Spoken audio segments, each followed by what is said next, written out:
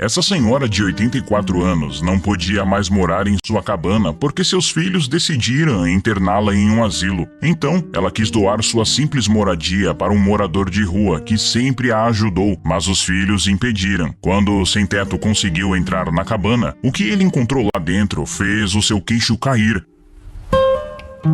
Desde a morte de seu marido, Maggie vivia em uma cabana sozinha no Texas. Ela tinha sido capaz de cuidar de si mesma durante a vida toda, mas agora estava ficando cada vez mais difícil. Do alto de seus 84 anos, ela ainda tentava manter o local limpo e bem conservado, mas sua força e saúde já não eram as mesmas de antes. Quando o telefone tocou do outro lado da linha, era seu filho mais velho, mais uma vez insistindo que era hora de ela concordar em ficar numa casa de repouso. Lá teria profissionais de saúde para tratá-la, atividades para passar o tempo e outras pessoas com quem interagir. Maggie ouviu todos os argumentos e, enfim, decidiu que tudo bem, ela poderia viver numa casa de repouso, mas quis saber o que pretendiam fazer com a sua cabana e o pequeno pedaço de terra em volta dela, espaço que ela cuidou com muito carinho durante praticamente toda a sua vida. Seu filho mais velho sugeriu que poderiam vender o lugar e o dinheiro poderia ser todo de Maggie. O filho caçula sugeriu reformar e alugar o local, gerando uma renda mensal para a família. Maggie novamente ouviu com muita atenção as ideias, mas ela estava certa de que tinha uma solução melhor: doar a cabana do jeitinho que estava para Denver, um sem-teto das redondezas. Denver sempre se mostrou um homem bom para Maggie e ela queria ajudá-lo de alguma forma. Seus filhos não gostaram nem um pouco da ideia e nem confiavam em Denver, mas em consideração à idade de Maggie, disseram que iam ver o que era possível. O que nem Denver e nem a família dela sabiam é que Maggie deixaria na cabana algo bem mais valioso do que a própria casa. Denver já tinha completado 60 anos, perdeu a esposa uma década atrás. Em decorrência desse luto, desenvolveu uma depressão que atrapalhou demais a sua vida. Foi em situação de rua que Denver e Maggie se conheceram há 3 anos. Maggie estava voltando do mercado, carregando diversas sacolas. De repente, uma das sacolas arrebentou e as frutas rolaram pela rua. Ao notar que se tratava de uma idosa, Denver se apressou e recolheu todas as frutas, além de conseguir outra sacola para a senhora em uma loja ao lado. Depois disso, Denver pediu licença e pegou o resto das sacolas que a idosa segurava e disse: "Pode deixar comigo, eu levo tudo para a senhora." Denver não tinha ideia de que aquele encontro mudaria sua vida para sempre. Desde então, Denver passou a ajudar Maggie constantemente quando ela fazia compras ou quando a cabana precisava de pequenos reparos. Mesmo com muita insistência por parte da senhora, Denver nunca aceitou qualquer quantia em dinheiro como pagamento. Ele notava que a senhora vivia totalmente sozinha e sem luxos, e ficava apenas extremamente grato sempre que recebia um pedaço de bolo, acompanhado de um cafezinho, feitos pelas mãos mágicas da senhora Maggie, como ele mesmo dizia. Com o passar dos anos, os dois solitários viraram amigos e a idosa até o convidou para jantar em sua casa. Eles se respeitavam e Denver ouvia atentamente a todos os conselhos da senhora. Maggie até percebia que os sintomas de depressão dele tinham se atenuado. De sua parte, Denver se sentia útil quando a senhora precisava da ajuda dele de alguma forma. No dia que Denver soube que Maggie iria embora para uma casa de repouso, seu coração apertou. Maggie contou que, de 2 anos para cá, seus filhos passaram a lhe telefonar constantemente, quase todos os dias, insistindo para que ela deixasse a cabana e o terreno, e ela não tinha mais forças para lidar com essa pressão familiar. No que dependesse de Maggie, ela viveria até seu último dia na cabana que construiu com Harry, seu marido. Mas nessa vida, nem todos os nossos desejos podem ser atendidos, não é mesmo? Disse a senhora, conformada. Denver abraçou a amiga e respondeu que ela sempre poderia contar com ele caso precisasse de alguma ajuda. Ele a agradeceu por tudo o que ela havia feito, lhe dando uma chance de sentir novamente o gosto da dignidade e de confiança para tentar sair de sua situação de rua. Não demorou nem 2 semanas e Maggie foi mesmo para a casa de repouso. A família fez todos os preparativos sem sequer consultá-la. Queriam que tudo fosse rápido e descomplicado, evitando debates e confrontos de ideias com ela. Denver nem viu Maggie se mudar, só intuiu que ela já devia ter mudado, porque nunca mais a viu na cidade. De vez em quando, ele ia até a cabana só para averiguar se tudo estava em ordem, e em uma dessas rondas, Denver teve a sorte de ver os filhos de Mad na cabana. Ele se aproximou e se apresentou. Perguntou sobre onde sua amiga estava e o filho mais velho o expulsou, dizendo que ele não agiria como sua mãe, lhe dando dinheiro para a cachaça ou financiando qualquer outro vício que o moribundo tinha. Denver não esperava esse tipo de grosseria dos filhos de uma senhora tão educada quanto Mad e ficou mudo por um segundo. Um tanto desnorteado, perguntou de novo onde ela estava, mas além de não responderem, os filhos enxotaram o homem da propriedade, dizendo que era melhor ele não aparecer mais ali ou chamariam a polícia. Denver estava se sentindo mal, mas não ia deixar que aquele comportamento o afastasse de sua amiga. Já que os filhos não disseram em qual casa de repouso Mad estava, ele iria descobrir sozinho. Ele foi até o abrigo de sem-tetos da cidade e perguntou ao zelador se havia uma lista de casas de idosos que ele pudesse consultar. Dessa forma, descobriu que havia apenas 4 casas de repouso, 2 deles no centro e um em um bairro mais afastado, e o quarto ficava ainda mais distante, nos limites da cidade. Mas isso não importava. Ele iria andar o quanto fosse preciso para achar Mad. Ele tomou banho no abrigo e saiu cedo. Na manhã seguinte, as 2 primeiras casas de repouso eram próximas ao abrigo em que ficava, mas Mad não estava nelas. Andou por mais 40 minutos e chegou à terceira casa. Lá havia sim uma Margaret, porém não era sua Mad. Então Denver andou por mais 1 hora até chegar à estrada principal, que levaria até a última casa de repouso de sua lista. Denver seguiu andando. Ele pediu carona durante todo o percurso, mas ninguém parou para ajudá-lo. Cerca de 3 horas depois, Denver finalmente avistou a casa de repouso e foi em sua direção, já bem cansado e com sede. Ele também não era mais um jovem, afinal. Ao entrar no lugar, pensou que era agora ou nunca. Ela só podia estar ali. Na recepção, ele nem perguntou se havia uma Margaret lá. Confiante, já chegou dizendo que gostaria de visitar Margaret, que tinha se mudado fazia poucos dias. A recepcionista hesitou por um momento, mas confirmou que sim, Margaret estava ali. Então Denver pediu para vê-la, alegando que era irmão dela. Ele teve que mentir porque sabia que ser apenas um amigo não era suficiente para essas empresas o deixarem passar. Avisaram que o horário de visitas estava quase no fim, mas que ele poderia vê-la rapidamente. Então o levaram até o quarto e ele ficou sem palavras com o que viu. Sua amiga estava deitada e parecia doente. Ele nunca tinha visto ela de uma forma tão frágil. Mas quando Mad viu que era Denver na porta, seus olhos se iluminaram e abriu um sorriso sincero. Denver se aproximou devagar, ainda estava analisando a situação de Mad, mas a idosa tinha pressa. Fez sinal com as mãos para que chegasse perto logo e disse: "Não perca tempo, tenho uma coisa para te falar." O homem se sentou do lado dela e a ajudou a se sentar. Ela se inclinou na direção dele e sussurrou alguma coisa no ouvido dele que fez Denver se arrepiar. "É sério isso? É sério?" ele perguntou, totalmente descrente do que tinha ouvido. Mad deu uns tapinhas na bochecha dele, depois apertou sua mão e disse: "É sim, é sua, e tudo que tem dentro dela é para você também, tudo." Depois de algum tempo, uma funcionária da casa avisou que o horário de visitas já tinha acabado e Denver teve que sair. Ele não sabia bem o que pensar daquilo que Mad tinha dito, mas tinha ficado um pouco triste em vê-la em um estado tão frágil. Nem parecia a mesma idosa independente e determinada que conhecia. Talvez a mudança fosse muito recente e ela não tinha se acostumado ainda. Antes de sair, olhou por cima dos ombros e viu Mad sorrindo. Ele ainda não sabia, mas aquela era a última vez em que veria sua amiga.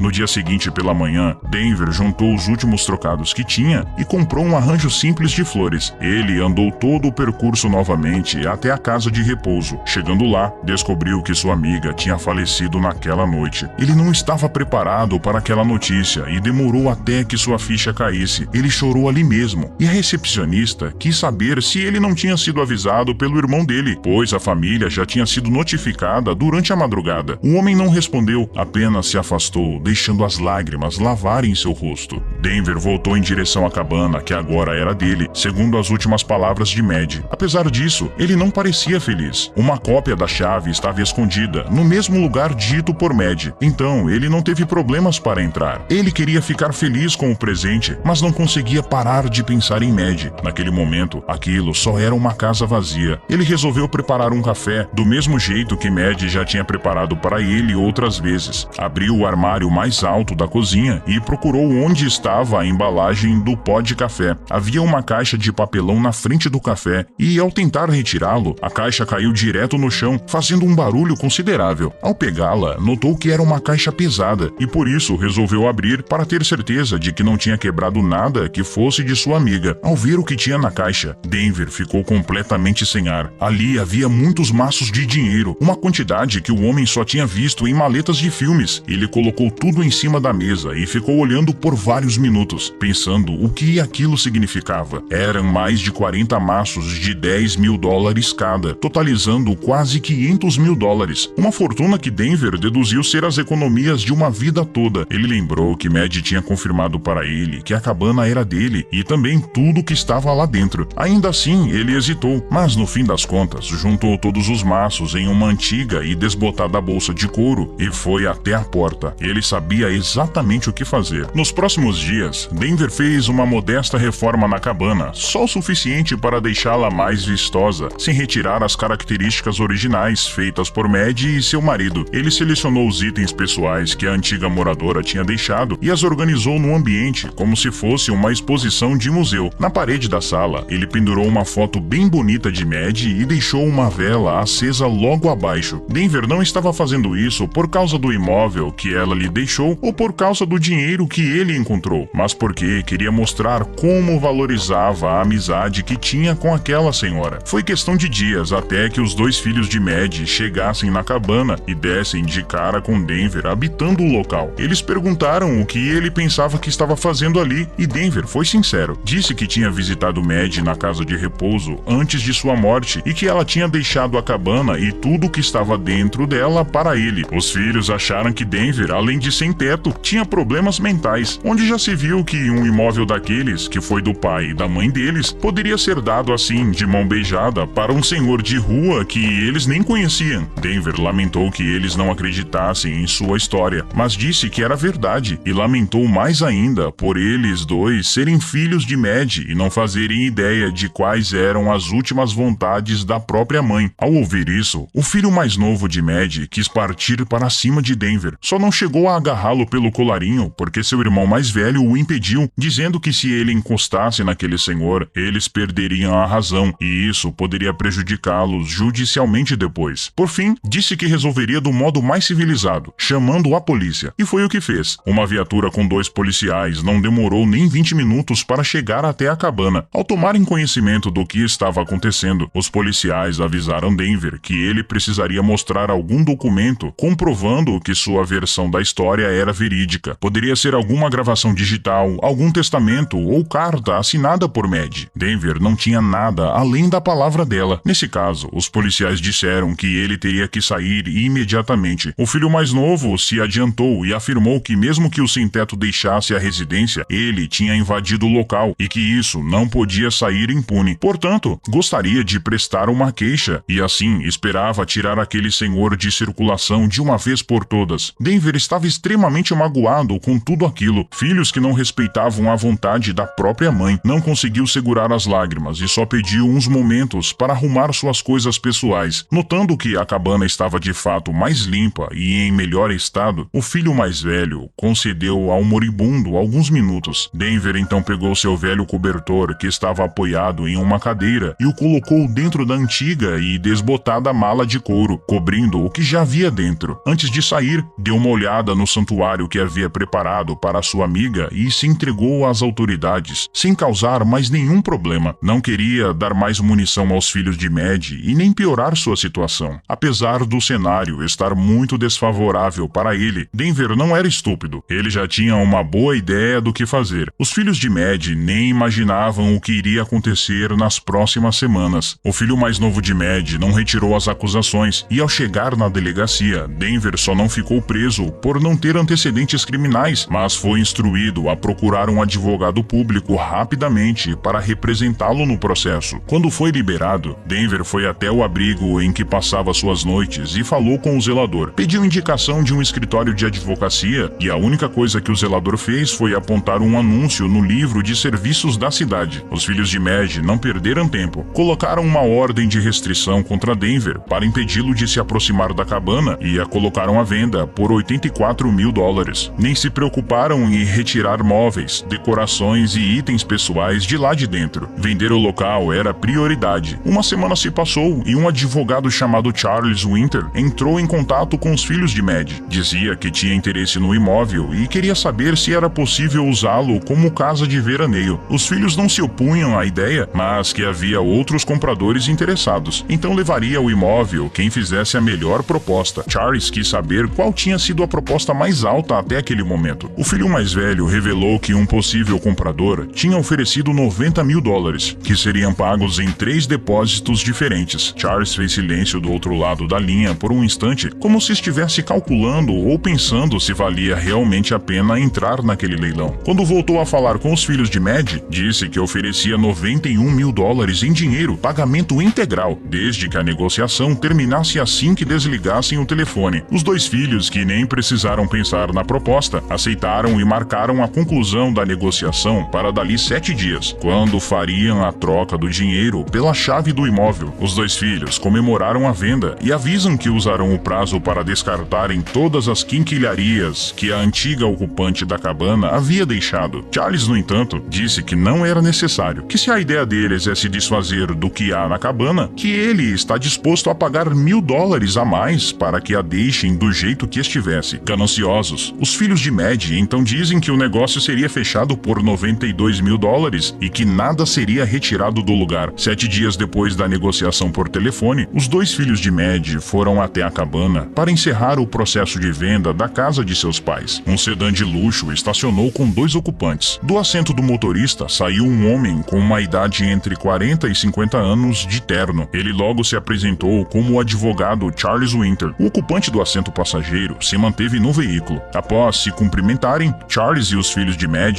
deram início à transação. O advogado abriu a mala e mostrou vários maços de dinheiro. Em seguida, ele conferiu o dinheiro e acenou positivamente para o irmão mais velho, que então passou um envelope com documentos e a chave do imóvel. Parabéns, Charles. Essa é a sua nova casa de veraneio, ele disse. Mas Charles estendeu seu braço com a mão espalmada e disse: Não me parabenizem, senhores. O verdadeiro dono dessa admirável cabana não sou eu. Os filhos de Mad se olharam surpresos, sem entender o que estava acontecendo. Sou apenas o negociador, Charles disse. Nesse momento, o segundo ocupante do sedã de luxo saiu do carro. Ele também usava terno, barba e cabelos bem aparados, sapatos brilhantes e impecáveis. Os filhos de Mad têm a impressão de que o conhecem de algum lugar, mas nenhum deles tem muita certeza. Quando o homem fica bem de frente para eles, os filhos de Mad percebem que se trata de Denver, o sem-teto. Este é o senhor que está comprando o imóvel. Todo o dinheiro da mala é dele. Por favor, podem concluir a entrega das chaves e dos documentos a ele, senhores. Os filhos ficam sem saber o que fazer. Não sabem se devem se sentir enganados ou humilhados, mas de fato havia dinheiro na mala e era a quantia combinada. O filho mais velho não vê outra alternativa a não ser entregar a chave e o envelope, mas faz a entrega com um olhar de profunda raiva. Denver aceita, passa o envelope a Charles e fica com a chave. Vocês nunca conheceram as verdadeiras vontades de Mad, a mãe de vocês, ele disse. Vocês fizeram de tudo para me tirar de perto dela e do que restou dela, mas pelo jeito ela conhecia bem os filhos que tinha e deixou para mim as condições necessárias para garantir que sua vontade fosse feita. Com exceção do advogado, ninguém entendia o que estava acontecendo e como aquele sem-teto tinha conseguido aquele dinheiro. Mal sabiam que estavam recebendo uma parte do dinheiro da própria mãe. Agora Denver poderia ficar com a cabana dentro da legalidade. Eu vou viver nessa cabana e respeitar tudo que Mad e seu pai construíram. Nos vemos no tribunal. Usem esse dinheiro para pagar um bom advogado na ação que você moveu contra mim. Você vai precisar, disse Denver. Agora, saiam da minha propriedade ou precisarei chamar a polícia. Com essas palavras, Denver deixou os filhos de Mad para trás e fechou a porta da cabana atrás de si.